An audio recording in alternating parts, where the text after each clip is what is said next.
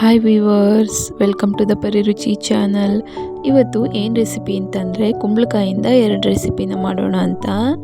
ಮೊದಲನೇದಾಗಿ ಒಂದು ಕುಂಬಳಕಾಯಿನ ಹೆಚ್ಕೊಂಬಿಟ್ಟು ಕುಕ್ಕರ್ನಲ್ಲಿ ಹಾಕ್ಕೊಂಡಿದ್ದೀನಿ. ಅದಕ್ಕೆ ಒಂದು ಸ್ವಲ್ಪ ನೀರನ್ನು ಹಾಕಿ ಒಲೆ ಮೇಲೆ ಇಟ್ಟು ಒಂದು 2 ವಿಷಲ್ನ ಬರೆಸ್ಕೊಬೇಕು. ಅದಾಗಿದ್ದಾದಮೇಲೆ ಒಲೆ ಮೇಲೆ ಒಂದು ಪಾತ್ರೆನ ಇಟ್ಬಿಟ್ಟು ಅದಕ್ಕೆ ಆವಾಗಲೇ ಬೇಯಿಸ್ಕೊಂಡಿದ್ದಂಥ ಕುಂಬಳಕಾಯಿನಲ್ಲಿ 1/4 ಭಾಗದಷ್ಟು ಕುಂಬಳಕಾಯಿನ ಹಾಕ್ಕೊಂಡಿದ್ದೀನಿ.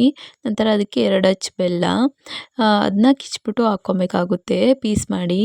ನಂತರ ಅದಕ್ಕೆ ಒಂದು ಸ್ವಲ್ಪ ಕೊಬ್ಬರಿ ತುರಿ, ಇದನ್ನೆಲ್ಲ ಹಾಕ್ಬಿಟ್ಟು ಚೆನ್ನಾಗಿ ಮಿಕ್ಸ್ ಮಾಡ್ಕೊಬೇಕು. ಮಿಕ್ಸ್ ಮಾಡಿಬಿಟ್ಟು ಒಂದು 5ರಿಂದ 10 ನಿಮಿಷ ಅದನ್ನ ಬೇಯಿಸ್ಕೊಬೇಕಾಗುತ್ತೆ.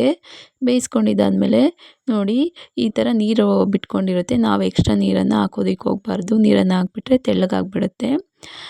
ಅದನ್ನು ಒಂದು 5ರಿಂದ 10 ನಿಮಿಷ ಚೆನ್ನಾಗಿ ಕುದಿಸ್ಕೊಂಡ್ರೆ ಸಿಹಿ ಕುಂಬಳಕಾಯಿ ರೆಡಿಯಾಗಿರುತ್ತೆ. ನೆಕ್ಸ್ಟು ಖಾರ ಕುಂಬಳಕಾಯಿ ಪಲ್ಯ ಹೇಗೆ ಮಾಡೋದಂತ ನೋಡೋಣ ಬನ್ನಿ.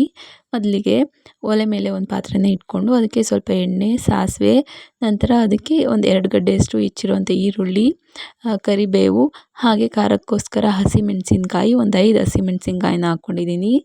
ಅದನ್ನೆಲ್ಲ ಚೆನ್ನಾಗಿ ಬಾಡಿಸ್ಕೊಬೇಕಾಗುತ್ತೆ. ಚೆನ್ನಾಗಿ ಬಾಡಿಸ್ಕೊಂಡಿದ್ದಾದಮೇಲೆ ಅದಕ್ಕೆ ಸ್ವಲ್ಪ ಉಪ್ಪು, ಅದನ್ನು ಕೂಡ ಹಾಕಿ ಚೆನ್ನಾಗಿ ಮಿಕ್ಸ್ ಮಾಡಿಕೊಂಡು ಒಂದು ಸ್ವಲ್ಪ ಹೊತ್ತು ಬಾಡಿಸ್ಕೊಬೇಕಾಗುತ್ತೆ. ನಂತರ ಅದಕ್ಕೆ ಒಂದು ಹಿಡಿಯಷ್ಟು ಕೊಬ್ಬರಿ ತುರಿನ ಹಾಕ್ಕೊಂಡಿದ್ದೀನಿ. ಅದನ್ನು ಹಸಿ ವಾಸನೆ ಹೋಗೋವರೆಗೂ ಸ್ವಲ್ಪ ಹೊತ್ತು ಫ್ರೈ ಮಾಡ್ಕೊಬೇಕು.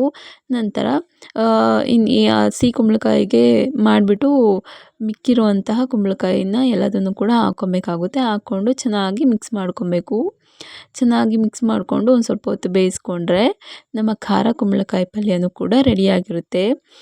ಈ ಒಂದು ಖಾರ ಹಾಗೆ ಸಿಹಿ ಕುಂಬಳಕಾಯಿ ಪಲ್ಯ ರೊಟ್ಟಿ, ಚಪಾತಿ ಜೊತೆ ತುಂಬಾ ಸೂಪರಾಗಿರುತ್ತೆ. ನೀವು ಕೂಡ ಒಂದು ಸಲ ಮನೆಯಲ್ಲಿ ಟ್ರೈ ಮಾಡಿ ನೋಡಿ ಹೇಗಿದೆ ಅಂತ ಹೇಳಿ. ಈ ಒಂದು ವಿಡಿಯೋ ಇಷ್ಟ ಆಗಿದ್ರೆ ಲೈಕ್ ಮಾಡಿ, ಹಾಗೆ ಸಬ್ಸ್ಕ್ರೈಬ್ ಮಾಡಿ. Thank you.